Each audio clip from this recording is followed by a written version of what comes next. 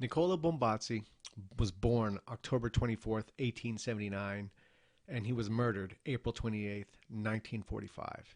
He was born a commie, but died a fasci. He was 65 years old when he was murdered by Italian communists. But we will get to that later. Throughout this video, I will be pulling quotes from Eric Norling's fine book entitled Revolutionary Fascism. Nicola Bombacci is born into a Catholic family. His father was a former soldier of the Papal States. By his father's design, Nicola starts to go to school to become a member of the Catholic Church. But this was his father's will, and not his, because he quickly drops out of school and joins the anti-clerical local Socialist Party. His clerical schooling background, and by means and manners of his promoting socialist ideology, Nicola would later pick up the nickname the Red Pope. So it's 1903, he joins the PSI, which translates to the Italian Socialist Party. And we go to Norling's book here.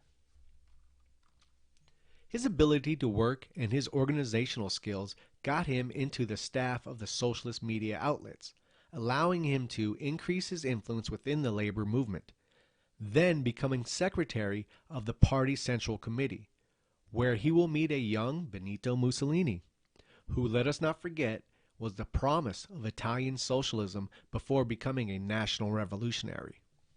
From 1919 to around 1921, Bombacci was actually leader of the PSI. But his run with the PSI would end after that. As Eric Norling explains, opposing the moderate line of social democracy, Bombacci, along with Gramsci, will found the Communist Party of Italy after the internal breakup of the PSI, and will travel in the early 20s to the USSR to participate in the Bolshevik Revolution, where he had previously been as representative of the Socialist Party and was won over by the Soviet cause. While in Russia, Bombacci befriends Lenin and actually tells him and others, "In Italy, comrades, in Italy, there is but a socialist able enough to lead the people through a revolutionary path, Benito Mussolini." Now, Nicola may have been right about Mussolini leading a revolution. It just was not the revolution Bombacci had expected. But this highlights how a lot of these great people or leader types, their ability is known by the people around them. Bombacci and others seen that Mussolini had the potential to be an avatar for a cause. And we see that common theme among these titans of history. It's either that they know themselves that they are, or they know themselves, they have this feeling that they are destined for greatness, or the people around them believe that these individuals have the potential to be great. Back in Italy, Bombacci continues with their newly formed communist groups called the PCI, aka the Italian Communist Party. As leader, Antonio Gramsci was the theorist, Bombacci the organizer. This it resembles kind of like John Adams and Samuel Adams. John Adams, the intellectual, Sam Adams was the rabble-rouser, the organizer. It seems like it's a parallel kind of thing here. Okay, so as leader of the newly created PCI, he becomes the authentic public enemy number one of the Italian bourgeoisie, who nicknames him the Red Pope. Now, by this time, Mussolini had left the PSI and was now advancing the cause of fascism. Once friends, Bombacci and Mussolini are now pitted against each other. Back to the book.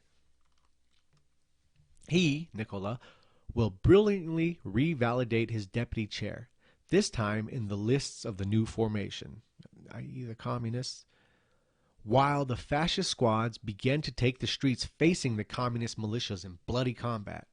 Bombacci will endeavor to stop the march of fascism to power, but he will fail.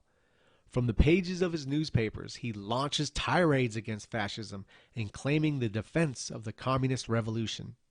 It is a time when black shirt squads sing irreverent songs such as, "I don't fear Bombacci, with Bombacci's beard we will make brushes to brighten the bald head of Benito Mussolini."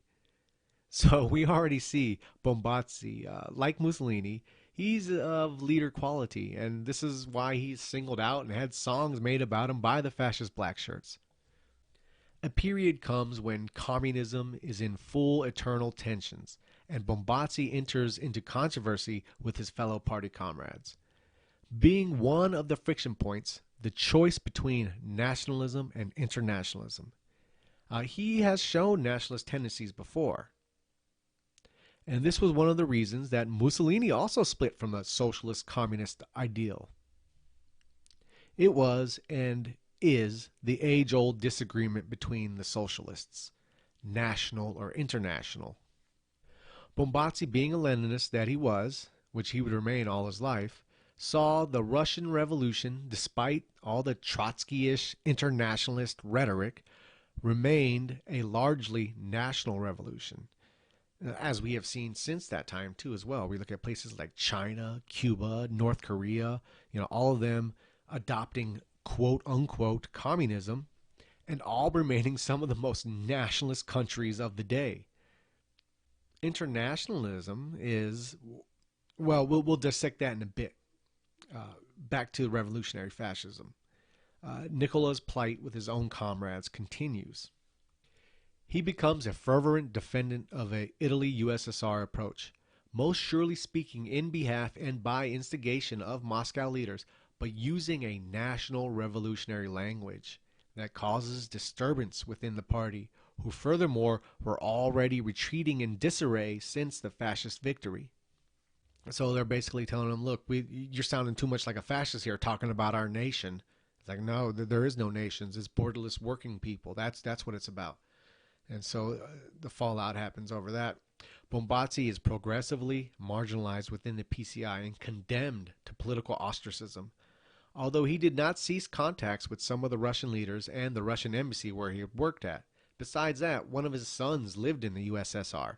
He sincerely believed in the Bolshevik Revolution, and unlike his Italian comrades, the Russians had a national sense of revolution and never will deny his friendship with the USSR. So that was the end of Bombacci's career as an active communist. But before we continue on with his life, let's go back to that original dispute that caused both Bombacci and Mussolini and countless other socialists to split from the Marxist-styled communism, and that is the question of nationalism versus internationalism. This is still a dividing factor among socialists. I am a quote-unquote socialist who is a nationalist, and there are plenty of socialists out there who, on the other hand, are internationalists. Now, when my outer self hears internationalist and nationalist, my inner self hears Jewish and Gentile. Let me explain why. First, you have international capitalism, which is largely Jewish dominated, and especially the philosophies of the universal market and the worldwide consuming communities. The ideologues promoting these ideas are heavily Jewish. My video on the great Werner Sombart book, The Jews and Modern Capitalism, details the rise of Jewish power in capitalism for any of you doubters out there. On the other side, you have Marxism and its concept of the borderless working man. Now, unlike it's claimed quite frequently online, Marx was not a part of some solely Jewish conspiracy for internationalism. After all, he did write essays damning the Jews. He wrote essays where he said things like, what is the worldly raison d'etre of Jewry? And raison d'etre means the most important reason. The practical necessity of Jewry is self-interest. What is the worldly religion of the Jews? It is the petty haggling of the hawker. What is his worldly god? It is money. The Jews have emancipated themselves in a Jewish fashion. Not only have they mastered the power of money, but with or without Jews, money has become a world power. The Jews have emancipated themselves by turning Christians into Jews. Now, what he's speaking on, you can find in my video on Otto Weininger and the Spiritual Jew. And this is exactly what he's referring to is the spiritual Jew. The Jews have emancipated themselves by turning the Christians into Jews. Not literally, not converting them to Judaism, but if you watch the video, You Gentiles, and see the innate natural differences between Jews, this is exactly what they're doing. And this is what modernity is. This is at the foundation of modernity as Jewish intellectualism. And in essence, making Gentiles more Jewish, adopt more Jewish values. And this is the lion's share of modernity. And anyone speaking on modernity that does not address the Jewish influence in the largely overproportionate Jewish hand is will never get to the bottom of the problem, and is not addressing the problem intellectually honestly. They're not, and it's either because they're afraid of being called something, or they haven't taken the time to dig into it for themselves and to see for themselves, and they just quickly dismiss it because that's the in vogue thing to do. But let's continue on. Marx also says, money is the most zealous god of Israel, and no other god can compete with him. Money debases all human gods and turns them into goods. Money is a universal value of everything. Now, despite his awareness of the heavy hand of Jewish influence in capitalism, and once again, we don't even need to look to Gentiles about all these things. You can read You Gentiles, written by a Jew. You can look at Marx's own word, by a Jew, speaking about Jewish capitalism and their influence and their dominance. Everyone knows it and everyone sees it. Anyone that doesn't acknowledge it is a fucking liar, a hypocrite, or a coward. So there's no excuse. There's no excuse. You can't be ignorant in this day and age. But, well, you can be ignorant in this day and age, but you shouldn't. You should take the time to dig into it. And I don't mean visiting some shit show, Jew hater site that simplifies and dumbs everything down on the Jewish question, but really digging into it, really reading the great minds of history that have dissected this question. And there you will find more understanding of what's going on. You don't need to get caught in these false narratives of superpowered demon Jews running the world from a little secret office in the middle of some island, that no one knows about. That's idiots like that take the validation out of these important topics that need to be addressed, that people need to be aware of. But we go on. Despite Marx's understanding and speaking on Jewish capitalism, he was like Bobby Fischer. He was ethnically and biologically Jewish, and therefore he was subject to some of the Jewish peculiarities as Jewish philosopher Otto Weininger described. He spoke about these natural differences of Jews, and he goes into, like I said, the video goes into the spiritual Jew on Otto Weininger, and this is essentially what people are being turned into. And Otto Weininger states in his book, Sex and Character, to defeat Judaism, the Jew must first understand himself and war against himself. So far, the Jew has reached no further than to make and enjoy jokes against his own peculiarities. So let's assume Marx did not dig deep enough to understand at the root of his internationalism was the fact that he had generations of his rootless, nationless, nomadic ancestral lineage running through his veins. And for that reason, he could not comprehend the value of a nation. Not only of a nation, but a nation to be among nations. This longing, this feeling, this knowing of nationhood that came so natural to Gentiles, because now, let us not forget, for a long time Gentiles had lived and died, soiled and tilled, loved and fought on the same sacred dirt. There was a bond, a connection there. This was something Jews had to strive to learn. And those that didn't want to become more like their Gentile hosts, naturally, it's evolutionary strategy after all, right?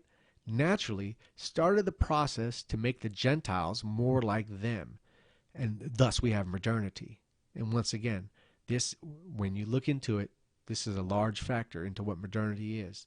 And it just simply can't be ignored. Simply can't be ignored. It needs to be addressed. The Jewish capitalist and communist intellectuals, and today you can add comedians, entertainers, activists, etc., all the people on that list largely promote the ideal of internationalism and nationless borders. And on top of all those Jews, add the millions, maybe even billions of spiritual Jews running around today that also believe in this silly shit. Oh man, there's no borders. They're just man-made lines, man.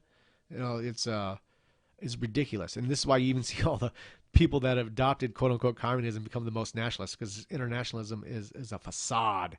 It's something promoted by oligarchies because they want to turn us into a bland, consuming set of people with no roots. So we have no roots. The only way we'll identify ourselves by the products we buy, and this will make them super, super, super happy because it just increases their power and puts us more into servitude. Not only servitude to them, but to ourselves, because they feed on our vices. They feed on those low-hanging fruits, and they attack that. And that's all they're turning us into. Degenerate fat fucks addicted to porn and, shit food and et cetera, et cetera, et cetera. So this is why you typically see Jews at the spear point of communism and capitalism, and Gentiles at the spear point of fascism and nationalism. It's no coincidence, my friends. It is no coincidence that it goes down like this. And this is exactly where we are today in world politics. Nationalism versus internationalism. But instead of just a divided group of Italian communists, we see a divided world. So the issue is even more toxic today than it was back in Bombacci's time. Now, speaking of him, let's get back to him. Let's get off this rant on internationalism. With the expulsion from the party in 1927, Bombacci enters a stage we can qualify as the years of silence that last until 1936, when he launches his magazine called The Truth, culminating in 1943 in a gradual conversion to fascism. Like, he'll officially become fascist in 43. Now, Bombacci's move towards fascism was not a move to improve himself, because he would join when fascism was falling and basically all hope had been lost, but he would still join. He, in fact, asked for no titles or anything of that nature. Bombacci was a true Italian socialist. He was not beholden to these labels of right, left, this or that. He was about what was best for his country and his people, which makes his death at the hands of his own people even that much more tragic. He did not approach the Fascist Party, never signed up for the National Fascist Party despite his acknowledged friendship with Mussolini. He did not accept jobs and neither renounced his communist origins. This is all before 43 he's speaking about. His independence was worth more. However, he became convinced that the state proposed by corporate fascism was the most perfect realization socialism put into practice, a state superior to communism. He never concealed his ideals. In 1936, he was writing in the journal The Truth, confessing his adherence to fascism, but also to communism. Fascism did a great social revolution. Lenin and Mussolini, Soviet and fascist corporate state, Rome and Moscow. Much had to be rectified. Nothing we have to apologize. Because today, as yesterday, we are moved by the same ideal, the triumph of labor. After Lenin died, Stalin started to show the world who he really was. Bombacci went from thinking the USSR and Italy could be allies into knowing they have become enemies, and in turn, he had become a fascist. Bombacci writes in November 1937, "The relationship between the USSR and the democratic countries could only have one explanation that would unmask the whole subject. There is just one reason, frivolous, vulgar, but real. Interest, money, business. Due to that, this former communist could openly declare that we proclaim with a clear conscience that Stalin's Bolshevik Russia has become a colony of international Hebrew Masonic capitalism." The anti-Semitic allusion is not new to Bombacci, nor the socialist theoreticians. From the beginning of the century, as we should not forget that modern anti-Semitism had its most fervorous upholders precisely among the revolutionary doctrines of the late 19th century, where the Jew incarnated the figure of the hated capitalist, and rightfully so. In Bombacci, one does not find a racialist anti-Semitism, but a social one, according to the Mediterranean theories of the Jewish problem, differing from the German or French anti-Semitism. So in other words, Nicola didn't invoke Jewish identity simply because they were different ethnically or racially, but they were different socially, economically, and politically. And that was pretty common among Italian anti-Semitism. It was based around that more than anything else. Now, Italy did later adapt Germany's race laws in regards to Jews, but that was only at Hitler's will over Mussolini, which I think was a great mistake for Italy. I mean, when we look at the Axis powers, they were all a mistake for each other. They made horrible allies. None of them worked in unison. It was a clusterfuck from beginning to end, and it's strange how it worked out that way because they made horrible allies. Japan, Italy, Germany did basically. Germany tried to help Italy, but Italy and Japan hurt Germany so much. It's just I guess it's a topic for another time. It's crazy how all that went down. They were horrible allies. But we continue on. In 1943, shortly before the fall of fascism concluded, Bombacci summarizing his position on a flyer. And we go to that flyer. Which one of the two revolutions, the fascist or the Bolshevik, will leave its mark in the 20th century, going down in history as the creator of a new order of social values at a planetary scale? Which one of the two revolutions has solved the agrarian problem, truly interpreting the peasants' desires and aspirations and the economic and social interest of the national community? Rome has won. Materialist, semi-barbaric Moscow with a totalitarian employer-state capitalism leading its citizens to the utmost misery, the extent industrialization in countries that during the 19th century endured a bourgeoisie capitalist regime process, Moscow completes the capitalist phase. Rome is a different thing. Now, I think what he's getting at here is what is called super capitalism, and that was what the belief of a lot of these communist states would become, that you'd still have these oligarchies like we have today underneath this capital liberal democratic system, but they would be even more totalitarian in these communist states because the oligarchies would dictate through the state and all business would be run through them and all profit through them, and you even have more of a slave wage than you have today because you have the equalization of the masses, which makes the perfect working people. So I think this is what he's getting at, is this ideal of super capitalism, which I think we see in play today as well, going that way. These useful idiots thinking they're protesting a system while they're actually a part of the system. We go on. The Italian monarchy had betrayed Mussolini. They sent him to prison and squashed fascism in Italy. In turn, Hitler would send a group of paratroopers who hang glided in to break Mussolini out of prison.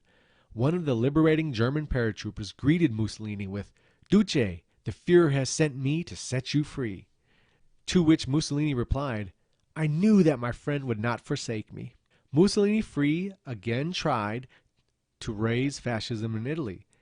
And this is when Nicola becomes a full-time fascist, as he writes to Mussolini, "Today, more than ever, I am totally on your side. The king's vile betrayal has utterly brought ruin and dishonor upon Italy, but it has liberated thee from the Pluto-monarchic compromises of 1922.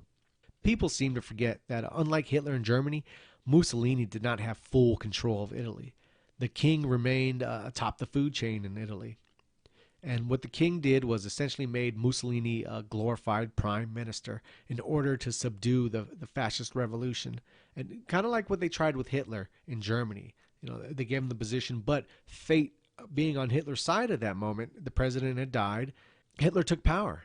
And so it worked out to his advantage. For Mussolini, it didn't. Now, why he didn't just take care of the king and make it a full fascist revolution, I don't know. I wasn't alive then. I don't know the inner politics. I don't know if that would have led to a bloody revolution that it was pointless going. Maybe they were working a long-term plan to make Italy become a truly fascist state. Whatever it was he basically made the mistake. He idolized Julius Caesar, but he kind of made the same mistake. He showed too much mercy to his enemies, and they killed him because of that. So let us learn from history. And Bombacci was pretty much saying, hey, look on the bright side. Now, because the king has betrayed us, we have the high ground now, we have the moral position, we can just knock him off and really assume power and do it right this time. He concludes in his letter to Mussolini, always at your service with, by now, 30 years of high esteem. Bombacci goes throughout northern Italy doing what he did best, speaking to the working people, get them fired up and in support of the fascist revolution. But as we know now, Mussolini's attempt to regain power was stifled by the Italian resistance and international resistance. Loyal to the end, he will remain with Mussolini even when all is already lost. Prophetically, he speaks of this to his workers in one of his last public appearances, March 14th, 1945. Brethren, in faith and struggle, I have not reneged my ideals for which I have struggled, and for which, if it is God's will to grant me the possibility to live a while longer, I will always fight for. Nicola Bombacci, always faithful, always serene, will accompany Mussolini in his last and dramatic journey to his death. The testimony of Benito's son, Vittorio Mussolini, details the last time he saw his father and Nicola Bombacci. I thought about this man's fate, a true proletarian's apostle, once a bitter enemy of fascism and now standing beside my father, without any position or stipend, faithful to two different leaders, Lenin and Mussolini. To the death, his calmness comforted me. As for Nicola Bombacci's last moments on earth, shortly Mussolini had parted ways with his faithful column to spare them of having to share his destiny. Bombacci is arrested by a band of communist partisans along with a group of fascist hierarchs. So they get Bombacci and some other fascist hierarchs. In the morning of April 28th, he faced the firing squad. By his side was Baraccu, a valorous veteran, mutilated by war. Pavloni, the party secretary/poet. Zembrino, an intellectual, and Coppola, another thinker. All cried out before the firing squad that assassinated them, "Long live Italy!" Whereas, a paradox in itself, and a faithful reflex of Nicola Bombacci's controversial personality, he, as his body fell riddled by bullets of the communists, would cry, "Long live socialism!" And there you go, killed by his own. These useful idiots, these fucking dummies. Where is your socialist paradise now, Italy? Where's it at now? The commies served as useful idiots for international capitalism, and we see Italy is in the same state that every other country in the West is because of these useful fucking idiots killing a man that loved them and loved the idea of socialism and loved his country, loved his people, loved his fellow citizens. But these useful idiots murdered him. Murdered him. His last words. Long live socialism. A true fighter for the cause. Killed by his own. Because they were useful idiots. And we see that today.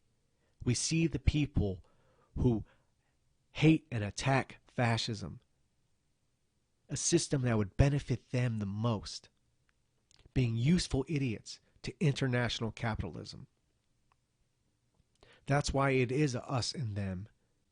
We see today, I see there's, just recently there was some, and we see this with a lot of conservative talk hosts. They'll, especially the female ones, you know, they'll get into it with the liberals and be like, "Oh, we can have different opinions and be friends." There's just example, some little 24-year-old girl that all the grown-up men get their politics from. You know, as disgusting and laughable that is, grown men getting their politics and getting, you know, hyped up over a 24-year-old Barbie. But she goes on to The Daily Show, which is a heavily leftist show that mocks, insults, and attacks everyone like you and me. And they get their kicks off of making fun of us and calling us evil people, dehumanizing us. So it's going to make it easy for them to commit violence against us. If you don't see that's what they're doing, that's what they're fucking doing when they label us these things that have these negative stigmas to it. But anyway, so these people make their living off of dehumanizing and mocking us, and apparently her and her side too, and these conservatives. And they go on there and they have their little, you know, heated debate that gets a lot of social media attraction from both sides, and they either love or hate this little girl now. But then that night, she's having drinks with this motherfucker. And then she's asked about it, saying, "Oh, we can have different opinions and be friends." It was two people having a great conversation. Did you enjoy it? Was it a good conversation though? It's an absolutely great conversation. Okay. You can be friends with people you disagree with. It's okay. No, no, no, no, no, no, no, no, no. Not when they're trying to kill our way of life. Not when they're trying to destroy our children's future. Not when they're destroying our country. You cannot be fucking friends because you'll end up like Nicola Bombacci, shot to death by your own brethren because they were served as useful idiots for international capitalism. Fuck that. Fuck that. There is no friends. It's us versus them. And that's what this awakening is coming from. That's why we invoke the name of people like Nicola Bombacci, because we cannot forget. We cannot forget these honorable people that sacrificed and died. And we cannot lax on our morals and show weakness when we've seen what happened to so many great men throughout history. It's a betrayal to their memory and their sacrifice. Where is your socialist paradise now, Italy? Where is it, you useful idiot communist that killed your own brethren in the service of international finance? That's who you fought for. Let that sink in. That's what you fought for, and that's what the world is engulfed in now. Because useful idiots went around, teamed up with the international finance and destroyed every hope of nationalism and socialism throughout the world. And they think they're heroes for it. And now these same useful idiots are sitting here crying about political ideologies they have no idea about. And these same useful idiots will kill you or me as quick as day because they have already dehumanized us. So let us not forget. Let us not forget people like Nicola Bombacci. And unfortunately, all too few in English exist about him. So you can pick up Eric Norling's fine book, Revolutionary Fascism, which mainly deals with Mussolini's second attempt to raise fascism, but is one of the few things that details Nicola Bombacci's life in English. Great person who loved his country, who loved his people, who loved the ideal of a unified people, and was unfortunately murdered by the people he loved most, his own